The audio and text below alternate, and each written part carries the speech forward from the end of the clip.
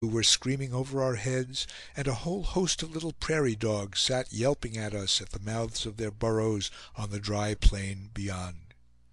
Suddenly an antelope leaped up from the wild sage bushes, gazed eagerly at us, and then, erecting his white tail, stretched away like a greyhound. The two Indian boys found a white wolf as large as a calf in a hollow, and giving a sharp yell, they galloped after him. But the wolf leaped into the stream and swam across.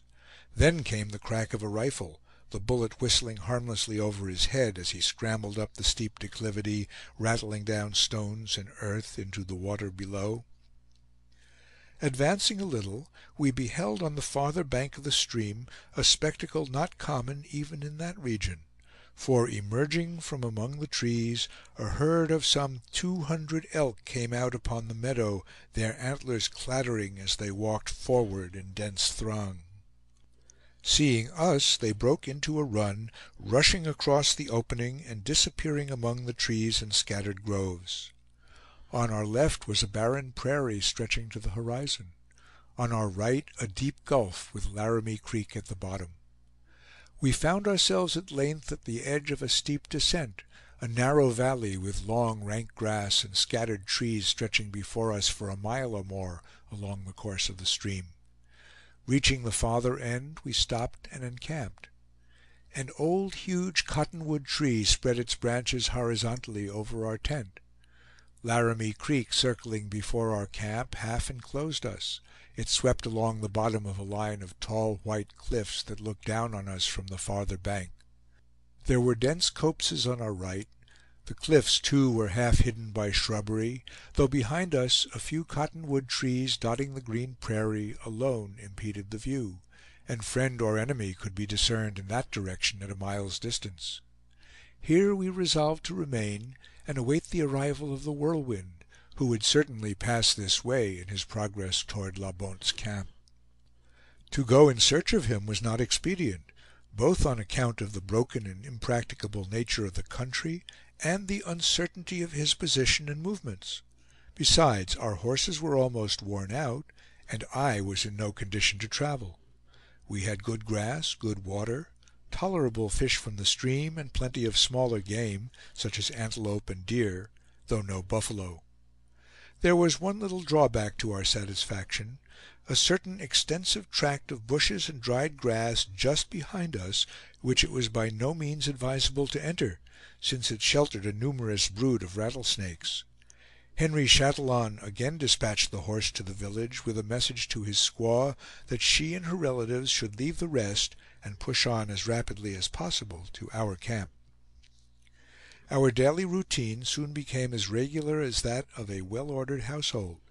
The weather-beaten old tree was in the center; our rifles generally rested against its vast trunk, and our saddles were flung on the ground around it.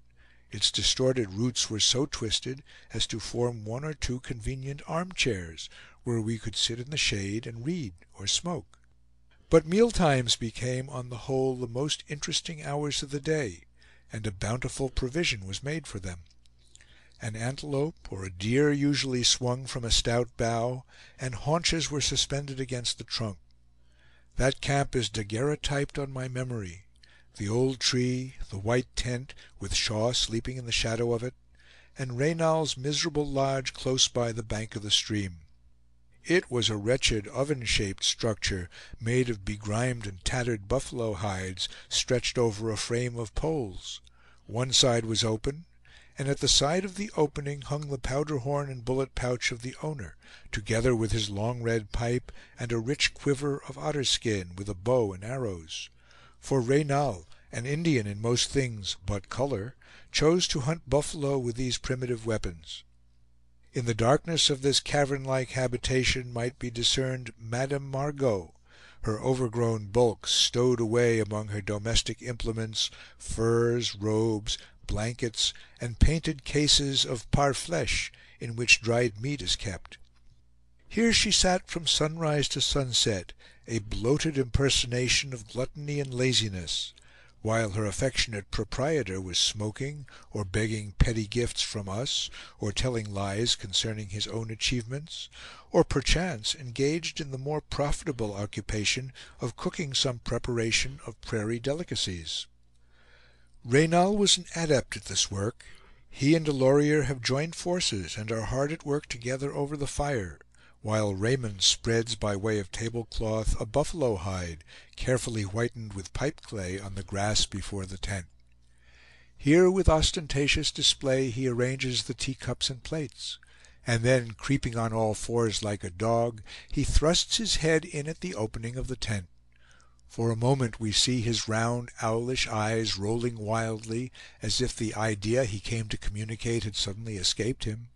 Then, collecting his scattered thoughts as if by an effort, he informs us that supper is ready, and instantly withdraws.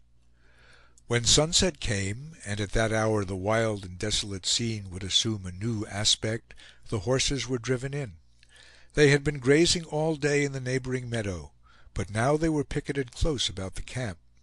As the prairie darkened, we sat and conversed around the fire, until, becoming drowsy, we spread our saddles on the ground, wrapped our blankets around us, and lay down. We never placed a guard, having by this time become too indolent; but Henry Chatillon folded his loaded rifle in the same blanket with himself, observing that he always took it to bed with him when he camped in that place. Henry was too bold a man to use such a precaution without good cause. We had a hint now and then that our situation was none of the safest. Several Crow war parties were known to be in the vicinity, and one of them, that passed here some time before, had peeled the bark from a neighboring tree, and engraved upon the white wood certain hieroglyphics, to signify that they had invaded the territories of their enemies the Dakota, and set them at defiance. One morning a thick mist covered the whole country. Shaw and Henry went out to ride, and soon came back with a startling piece of intelligence. They had found within rifle shot of our camp the recent trail of about 30 horsemen. They could not be whites, and they could not be Dakota, since we knew no such parties to be in the neighborhood. Therefore they must be Crows. Thanks to that friendly mist, we had escaped a hard battle. They would inevitably have attacked us and our Indian companions had they seen our camp. Whatever doubts we might have entertained were quite removed a day or two after by 2 or 3 Dakota, who came to us with an account of having hidden in a ravine on that very morning, from whence they saw and counted the Crows. They said that they followed them, carefully keeping out of sight, as they passed up Chugwater; that here the Crows discovered 5 dead bodies of Dakota, placed, according to the national custom, in trees, and flinging them to the ground, they held their guns against them and blew them to atoms.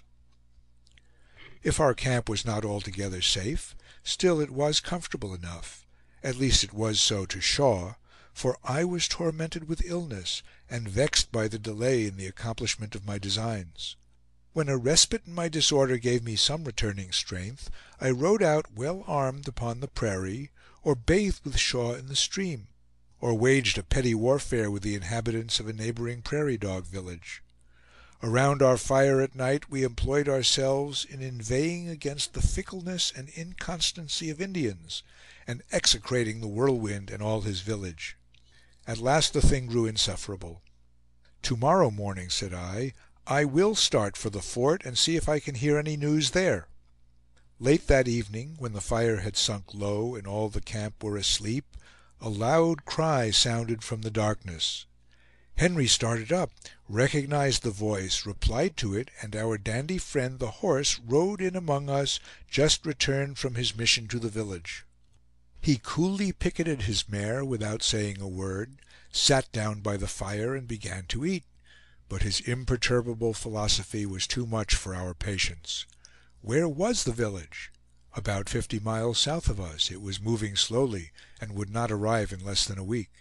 And where was Henry's squaw? Coming as fast as she could, with Mahto Tatonka and the rest of her brothers; but she would never reach us, for she was dying, and asking every moment for Henry. Henry's manly face became clouded and downcast. He said that if we were willing, he would go in the morning to find her, at which Shaw offered to accompany him. We saddled our horses at sunrise. Reynal protested vehemently against being left alone, with nobody but the two Canadians and the young Indians, when enemies were